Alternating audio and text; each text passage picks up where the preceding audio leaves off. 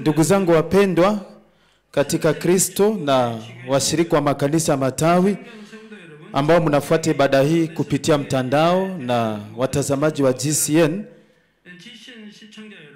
ni somo la 57 katika kitabu cha Mwanzo. Kwenye kipindi kilichopita niliwaelezea jinsi Mungu alisababisha kutoweka kwa madinosari.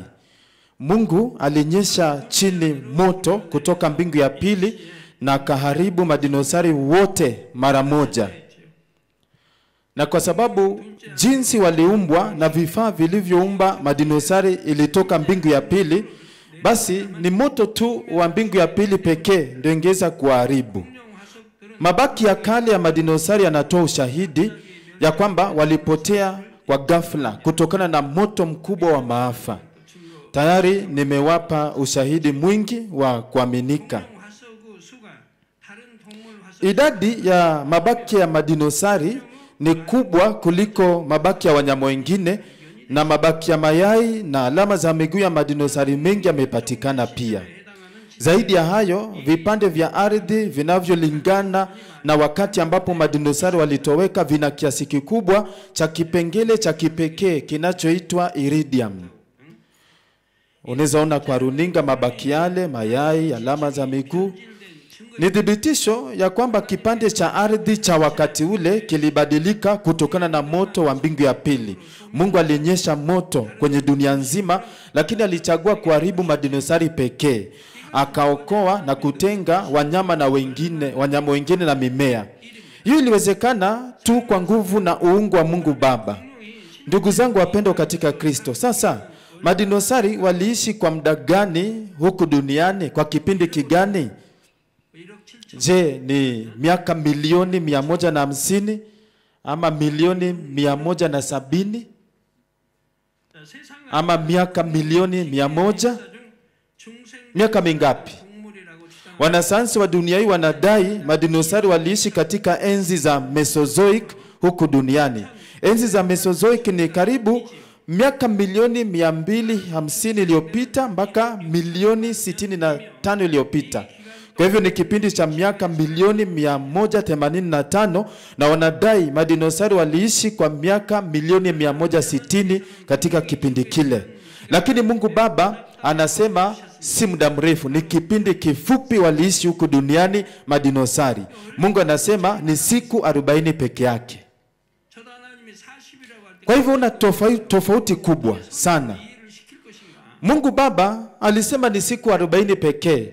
Sasa mimi nikashangaa, nitaelezea watu aje namna hii? Juu watu washasoma shuleni ya kwamba madinosari waliishi miaka milioni 150. Washasoma vile. Sasa mimi siku 40 nitawaelezea aje? Na Mungu amesema nitawaelezea waelewe aje.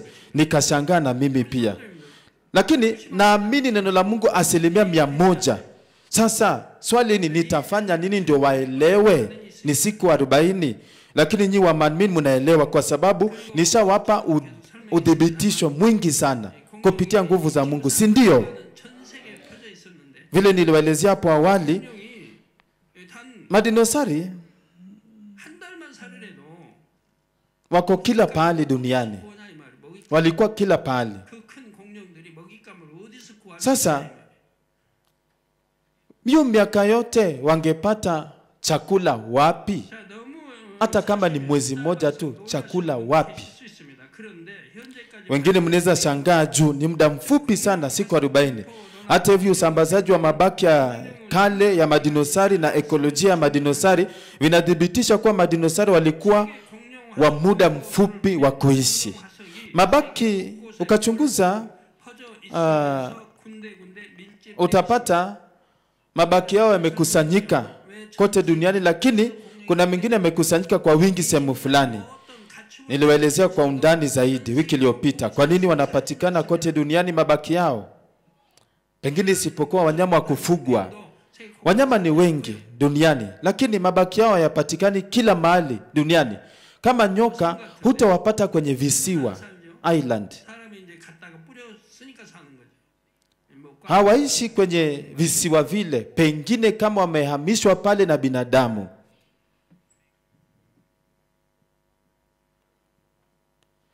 Lakini madinosari nao ni wakubwa kiasi ya kwamba hata binadamu hawawezi kuwabeba, kuwahamisha. Madinosari wakubwa sana. Lakini wanapatikana, mabaki yao yalipatikana kila mahali duniani. Aje, nilishawaelezea. Niliwaelezea Mungu aliwatia ndani ya wavu akawasambaza. Inadhibitisha Mungu alitia madinosari kwa kitu kama wavu na akawasambaza kote duniani. Na hiyo ni ya kueleza tu jinsi aliwahamisha. Si kusema ati aliwatia ndani ya wavu 100, hapana.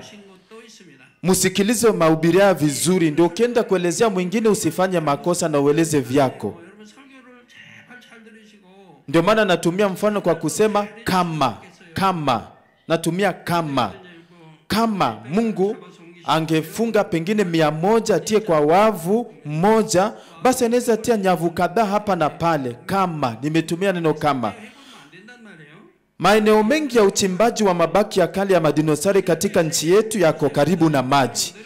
Madinosari wale ni walikuwa wakubwa, si basi walifaa kunywa maji mengi sana. Walikuja kwa vikundi duniani, si moja ama wawili, vikundi.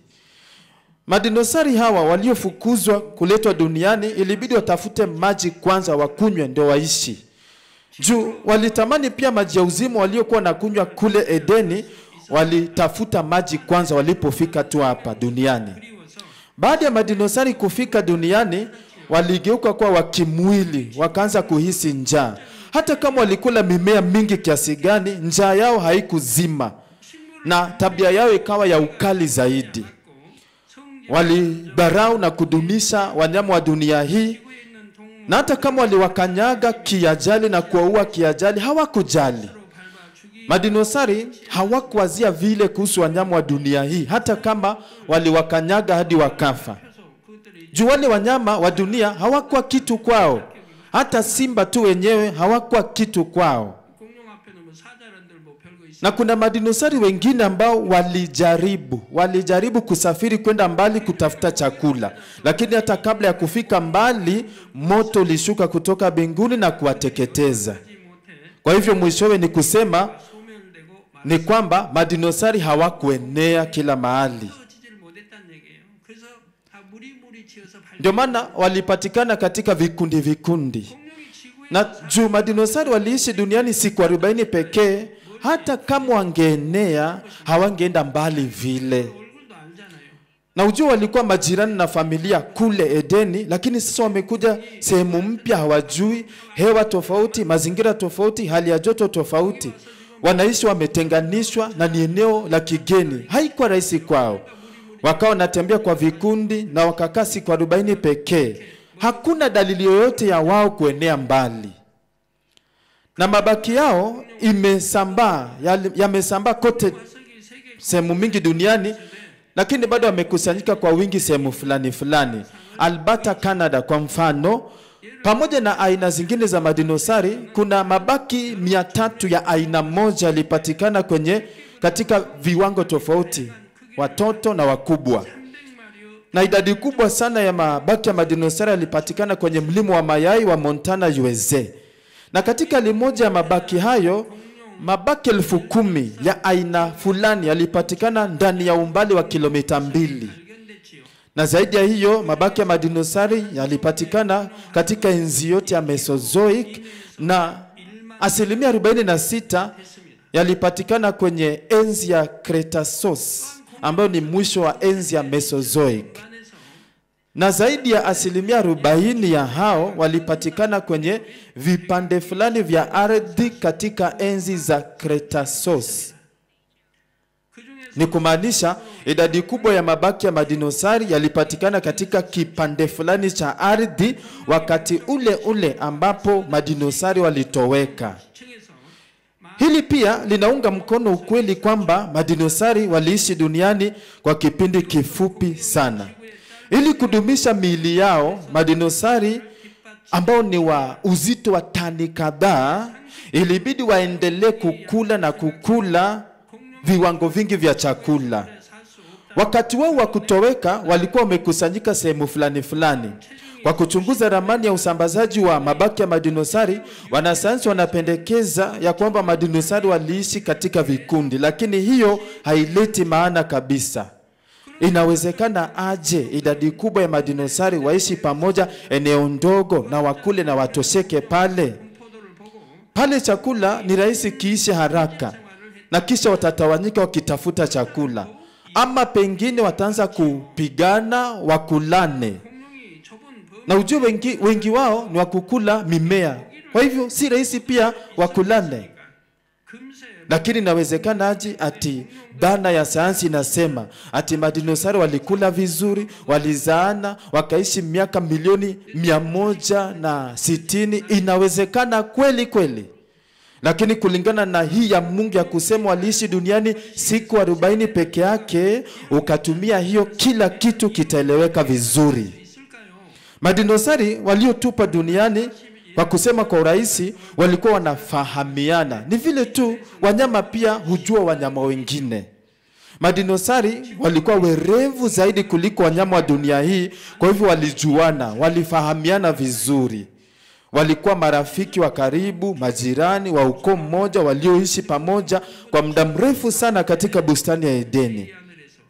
Kwa hivyo walipofukuzwa huku duniani, walitamani kuishi pamoja vile walikuwa naishi pamoja kule.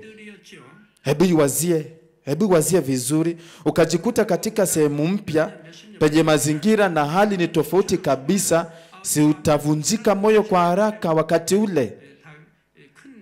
Sasa hawa walitaka wakae pamoja na wazungumuze pamoja kwa kiwango fulani. Lakini kwa siku chache tu walipokuwa huku duniani mara ya kwanza, hawakuwazia chochote kile. Ni chakula tu ndo walikuwa wanawazia. Hata siku chache kabla hata waanze kuwazia chakula, hakuna kingine walikuwa wanawazia. Hili siku ya kwanza walishangaa sana na kuchanganyikiwa na hata hawakujua cha kufanya. Wakakaa, alafu kidogo kidogo wakaanza kutulia, wakaanza kuzoea maisha ya dunia, ndipo wakaanza kusikia njaa. Na wakaanza kutafuta chakula cha kukula. Lakini hawakukaa sana, ndipo wakahukumiwa kwa moto kutoka juu mbinguni. Kama ungeishi kwenye dunia hii muda mrefu zaidi ya hiyo, wangalitawanyika wakitafuta chakula. Na maanisha kama wangeishi siku 100 zaidi ama 200 zaidi, basi wangetawanyika wakitafuta chakula. Tofauti ya urefu wa maisha ya madinosari hawa, vile wanasayansi wanadai na vile Mungu anasema, ni tofauti kubwa sana. Unaona tofauti kati ya miaka milioni 160 na siku 40. Kwa nini tofauti hii kubwa yote? Kwanza ni kwa sababu mbinu za kupima muda wanazotumia wanasayansi si sahihi, ziko na kasoro. Ushahidi unazidi kuongezeka wa kuonyesha ya kwamba mbinu zao za kupima muda haziko sahihi. Kwa mfano, miamba ya volkano huko Hawaii ilikadiriwa kuwa umri wakati ya miaka milioni 160 na bilioni 3. Hata hivyo, ilipochunguzwa ikapatikana miamba hii ya volkano ilitengenezeka kutokana na mlipuko wa volkano mwaka wa 1801. Sasa angalia, mwamba wa volkano umetengenezwa miaka 200 iliyopita, alafu sasa wanaamini ati iko miaka milioni 160 ama bilioni 3 kwa kutumia mbinu zao za kupima muda. Upuzi kabisa. Pale kuna tofauti kubwa sana. Tofauti kubwa sana. Hata si tofauti ya miaka 100 ama 200. Tofauti kubwa, miaka milioni 160. Haiwezekani. Na kuna hali nyingine ambapo sehemu fulani ya mwamba, jiwe, nilipewa umri wa miaka milioni 2. Lakini mabaki ya kale yalitambua ya kwamba sehemu ile ya mwamba kumbe ni miaka 10,000 peke yake. Kisha kuna umri za vipande fulani vya ardhi na mabaki ya kale yanafaa kufanana. Lakini unaona tofauti ni kubwa, tofauti ya miaka milioni 1.99. Kulikuwa hata na kisa ambapo mti ulioungua papo hapo kutokana na waya wa stima wa volti ya juu na kubadilika kuwa mabaki ya kale, ulikadiria kuwa umri wa hadi miaka milioni 1. Ati umri wa mti ulioungua kutokana na stima moja ya juu sana ikageuka kuwa mabaki ya kale. Sasa wanasema ati ni mti wa miaka milioni 1. Haiwezekani. Ati sasa makaa iliyotengenezwa leo ikachomwa leo siku moja, mtu anatokezea anasema ni ya miaka milioni 1. So vile unaweza ona mbinu yao ya kupima muda iko na makosa makubwa. Kwa hivyo hatuwezi amini usahihi wa matokeo ya mbinu hii ya kupima muda. Na kando na mbinu hii, wanasayansi wanachunguza kipande cha ardhi kukisia tu, kugesi tu kipindi cha wakati madinosauri waliishi, lakini matokeo ya utafiti wao si sahihi. Kuhusiana na hiyo, wanasayansi wengi pia wanashuku mbinu hii ya kupima muda ya kaboni na wanaeleza kasoro zake, hata wanasayansi wenyewe. Kwa hivyo ni kweli ya kwamba wakati ambapo madinosauri walifukuzwa duniani ilikuwa ni kitambo kabisa, lakini kipindi ambacho wanasayansi wanasema madinosauri waliishi duniani ni tofauti na ukweli ambao upo. Sababu ya pili kwa nini tofauti kubwa kati ya maono ya wanasayansi na ya Mungu ni kwa sababu moto ambao Mungu alituma ya kuharibu madinosauri ilibadilisha maganda ya dunia hii wakati huo. Wakati moto ulinyesha kutoka mbingu ya pili, iliharibu si madinosauri pekee, lakini pia ilibadilisha muundo wa vipande fulani vya ardhi. Kwenye kipindi kilichopita niliwaelezea kwamba kiwango kikubwa cha kipengele cha kemikali inayoitwa iridiamu inapatikana katika vipande hivi vya ardhi vilivyoangukiwa na moto kutoka mbingu ya pili. Majivu ya volkano au vimondo vina kiasi kikubwa cha iridium pia. Wakati moto kutoka mbingu ya pili ilinyesha kwenye ardhi ya dunia hii, sehemu hizi za ardhi siku hizo zilibadilika. Na kipimo hichi cha muda hupima kulingana na umri wa kitu fulani na kiasi cha kipengele cha mionzi. Kwa hivyo kama tukio fulani litatokezea kwa ghafla, basi itaweza kubadilisha vipengele hivi, basi pale umri hautapimwa kwa usahihi. Na hata kama mbinu hii ya kupima muda iko sahihi, lakini umri wa kipande cha ardhi pale ambapo madinosauri walizikwa itofauti sana na ukweli uliopo. Na kama mabaki ya madinosauri yaliyotambuliwa kwenye kipande cha ardhi hii ni miaka milioni 100, watu pia wanadhania madinosauri pia waliishi miaka milioni 100, lakini muundo asili ushabadilika tayari. Umri wa kipande cha ardhi kilichoangukiwa na moto na mabaki ya madinosauri hizi toshanishwa. Wanasayansi hawajui hiyo, ndio maana hatuwezi amini mbinu yao ya kupima muda. Vile nilisema hapo awali, mbinu yao ya kupima muda ya kaboni yenyewe kuna kasoro nyingi. Kwa hivyo kipindi cha maisha ya madinosauri kutokana na mbinu hii ya kupima wakati wa kaboni haikuwa sahihi, acha hata mbinu yenyewe. Basi kwa ufupi ni kusema madinosauri hawakuishi duniani muda mrefu, lakini kwa muda mfupi sana, na kisha wakatoweka wote mara moja. Ndugu zangu wapendwa, nimewaelezea kuhusu madinosauri kwa vipindi 5 sasa, na nimewaelezea ni kina nani, hatua ya kubadilika na sababu ya kutoweka.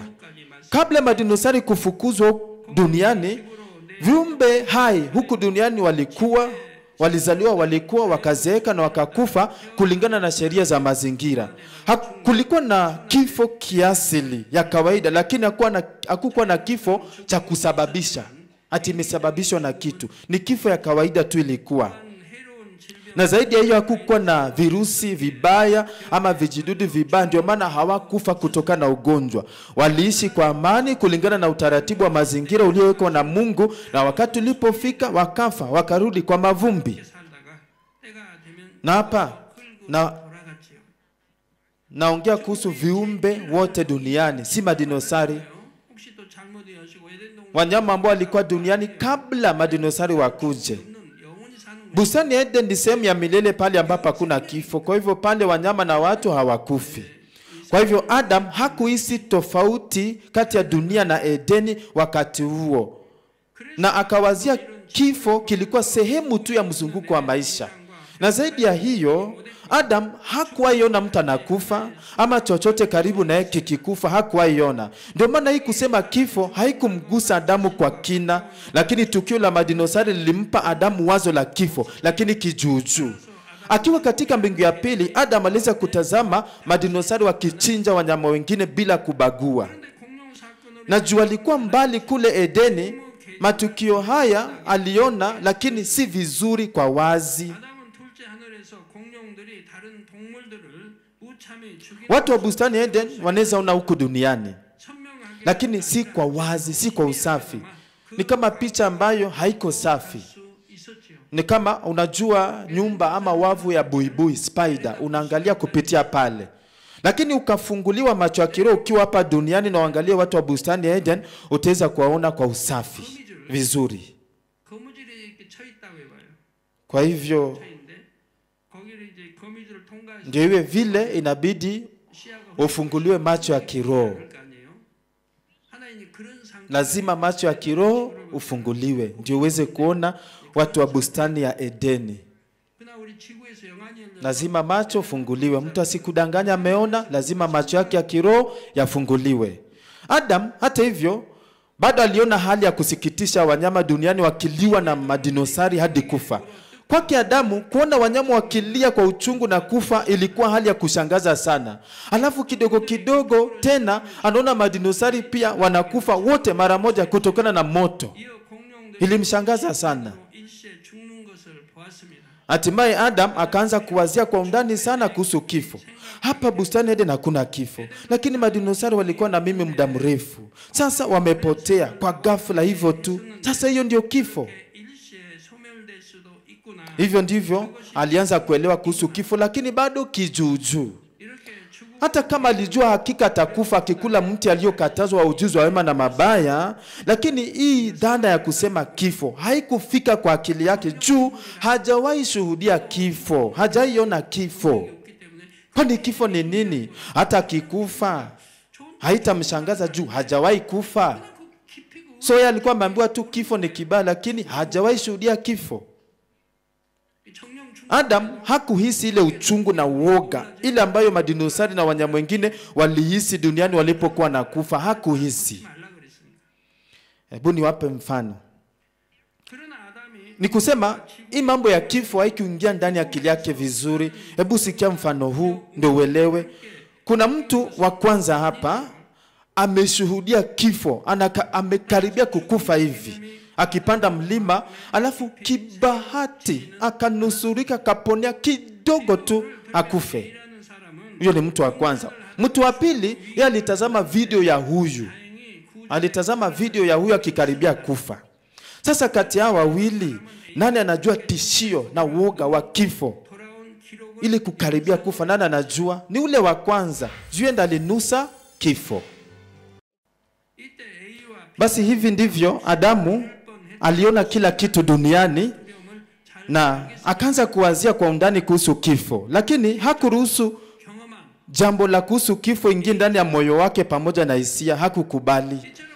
Aliona, lakini hajawahi shuhudia, hajawahi hisi kifo ni nini.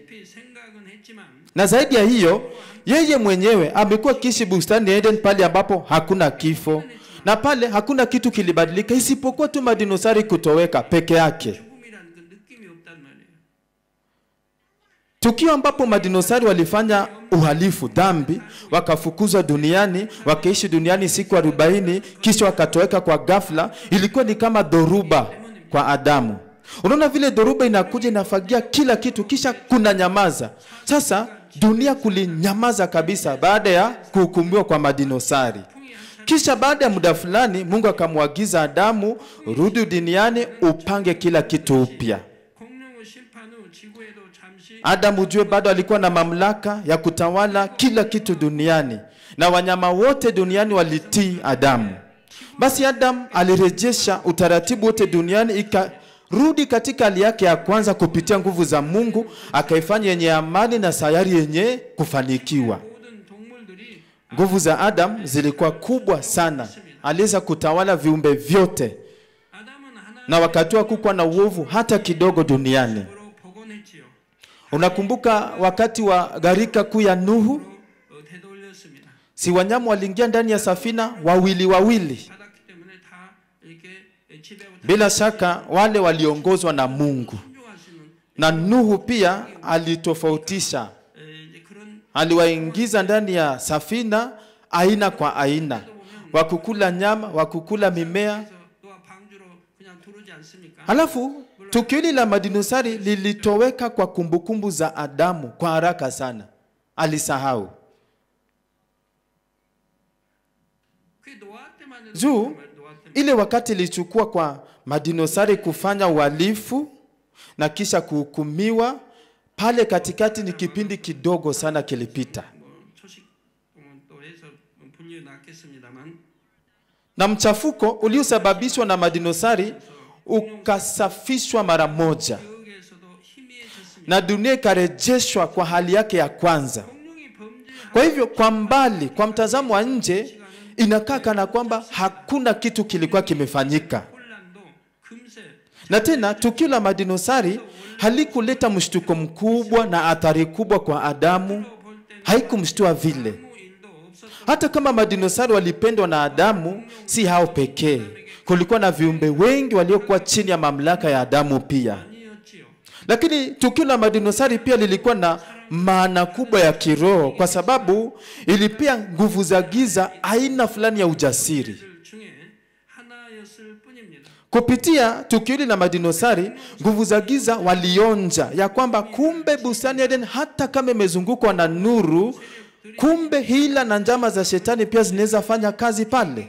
Walionja hiyo. Hiyo ni ya kutisha sana. Shetani alionja hiyo. Kumbe inawezekana.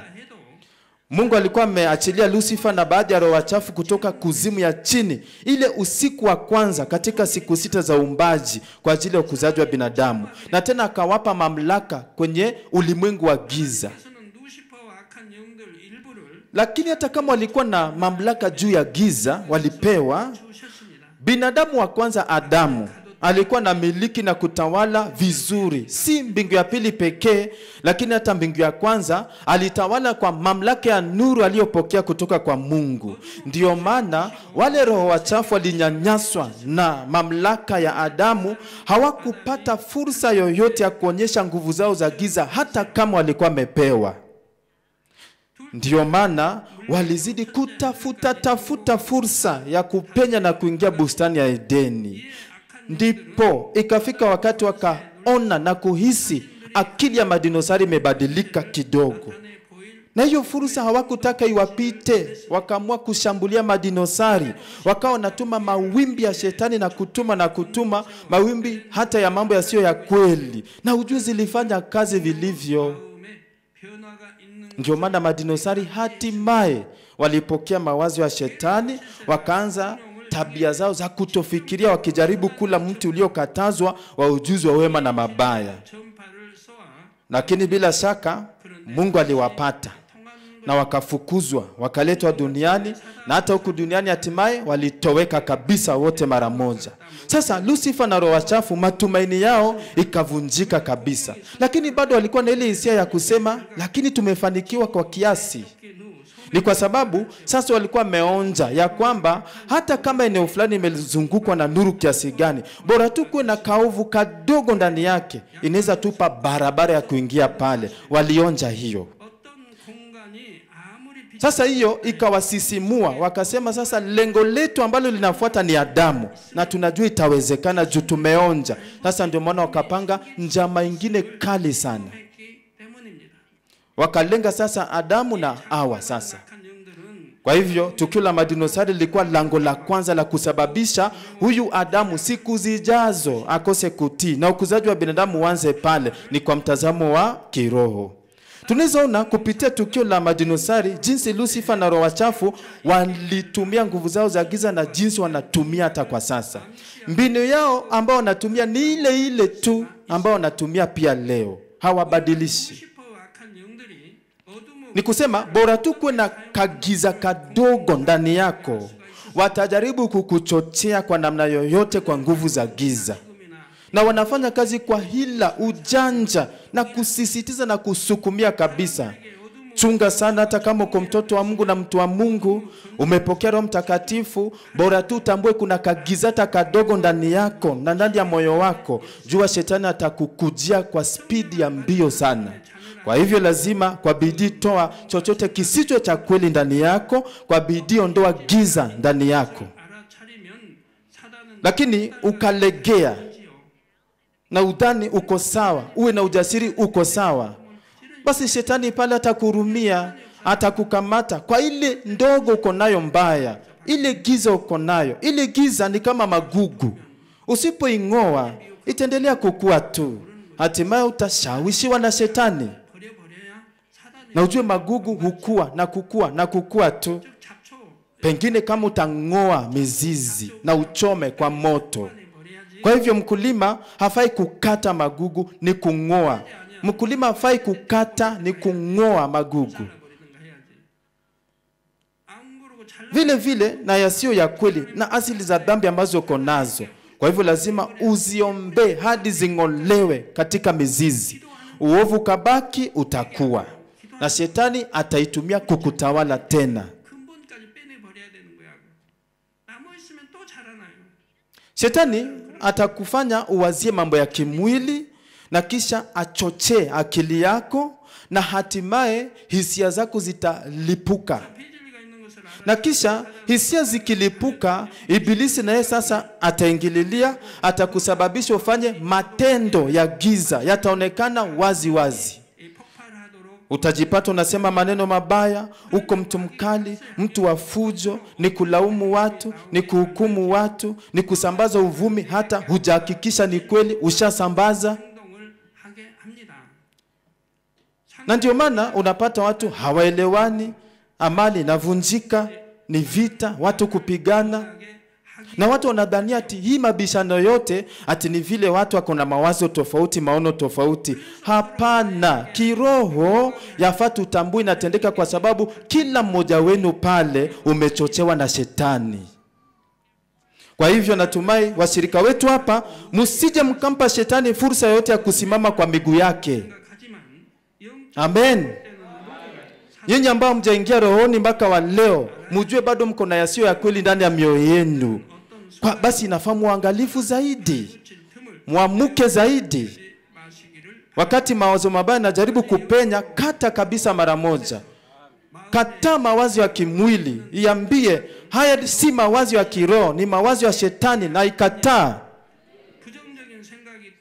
Usipopigana hivi na mawazo haya na uache tu, uzikubali, utakamatwa na nguvu za giza.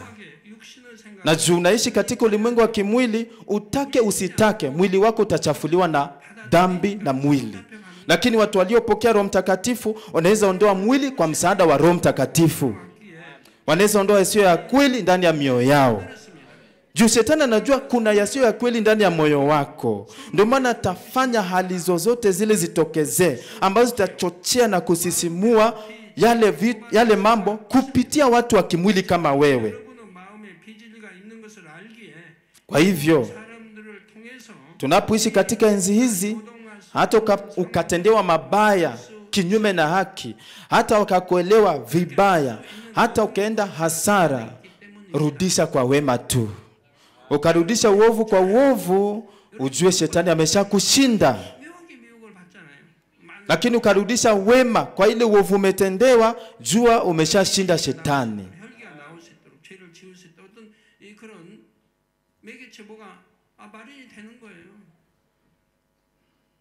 Na mifano ni mingi.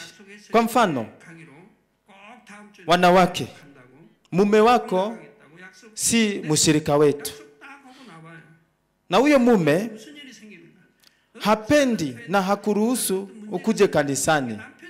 Hapendi. Lakini kwa namna fulani anakuahidi ya kwamba atakukubali uende kanisani, lakini mwishowe anavunja ahadi yake. Kabla muoane alikuahidi vile, lakini mkishaoana anavunja ahadi.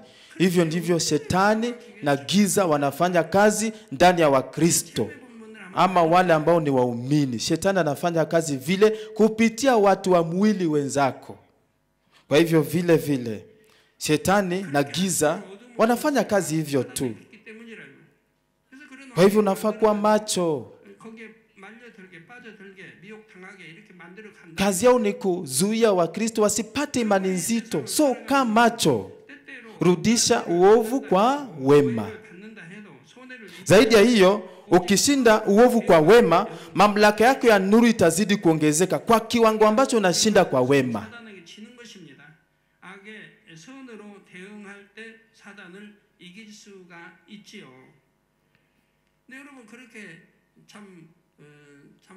Kwa hivyo tafadhali muendelee kutenda wema kwa wengine. Waefeso 5:9 inasema kwa kuwa tunda la nuru hupatikana katika wema wote, haki na kweli. Natumai mtapata ushindi hata mkatendewa maovu kiasi gani, na mfanye wema kila wakati. Na mstari huu pia unasema tunda la nuru pia ni haki. Natumai mtatenda haki, na si haki katika macho yenu, haki kwa macho ya Mungu. Haki ya mtu kibinafsi ni tofauti na haki ya Mungu. Kusema haki ya mtu kibinafsi hata si haki.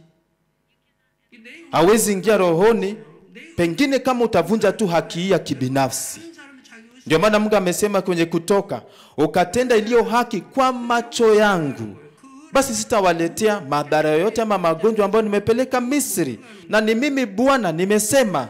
Ambacho watu wanasema ni mzuri na haki, haiko mzuri na haki kwa macho ya Mungu. Yafaa uishi kwa neno la Mungu na uheshimu Mungu. Heshimu Mungu.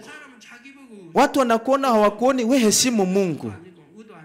Alafu ukaongezea ukweli pale katika hiyo haki, ile nuru itakuwa kamili. Na ujue ukweli haubadilikangi. Kwa hivyo katika ushindi wako wa wema na kutenda haki, haufai kubadilika machoni pa Mungu. Endelea mpaka mwisho. Ukitimiza haya yote katika wema yote, haki na ukweli, utazaa tunda la nuru, na hakuna nguvu yote ya giza itakukaribia ama kukugusa. Nguvu za giza badala yake watakukimbia juu ya mamlaka yako ya nuru. Naomba kwa jina la Bwana kwamba kila mmoja utazaa tunda la nuru zaidi na kwa ukamilifu. Nimemalizia maelezo ya madinosari hapo.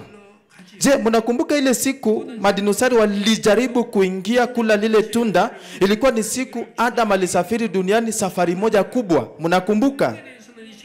Adam alichukua makerubi wote kwenda duniani ili kuchunguza mahali atajenga jengo la ishara litakaloonyesha mamlaka na heshima yake. Hata hivyo, tukio la madinosari lilitokea na mipango ya Adamu ikasitishwa, ikasimamishwa. Kisha muda mrefu kapita, alafu mpango wake uliositishwa akaanza kuupanga tena. Nitaendelea hapo kwenye kipindi kijacho. Ndugu zangu wapendwa katika Kristo, kwenye kipindi hiki nimeelezea madinosari waliishi duniani muda gani, na tena nimeelezea kwa nini kipindi chao cha maisha duniani ni tofauti vile Mungu anaelezea na wanasayansi wanaelezea. Tena nimeelezea kwamba Adamu hatimaye alifika kutambua kuhusu kifo alipotazama madinosari vile walitoweka. Na zaidi ya hiyo nimeelezea maana ya kiroho ya tukio la madinosari. Tukio la madinosari likani kama hatua ya kwanza ya roho wachafu kutia katika matendo mamlaka ya giza waliopewa. Kazi ya roho wachafu ilianza hivyo na itaendelea hadi Bwana atakaporudi hewani, na hata hadi miaka 7 ya dhiki itakapoisha. Kadri mwisho unavyokaribia, roho waovu watafanya kazi za kutisha kuliko za kawaida. Natumai kwamba mtakuwa macho zaidi na kuamka kabisa katika roho. Sana sana kuhusiana na maombi ya bidii, msije mkawacha maombi ya bidii, la sivyo mtakamatwa. Na wahimiza mtafakari neno la Mungu ndani ya mioyo yenu na akili yenu, ndio kwamba akili zenu na mioyo zizame ndani ya neno la Mungu kila wakati. Naomba mpate ushindi katika wema kwa mambo yote, na mumtukuze Mungu Baba kwa jina la Bwana wetu Yesu Kristo nimeomba.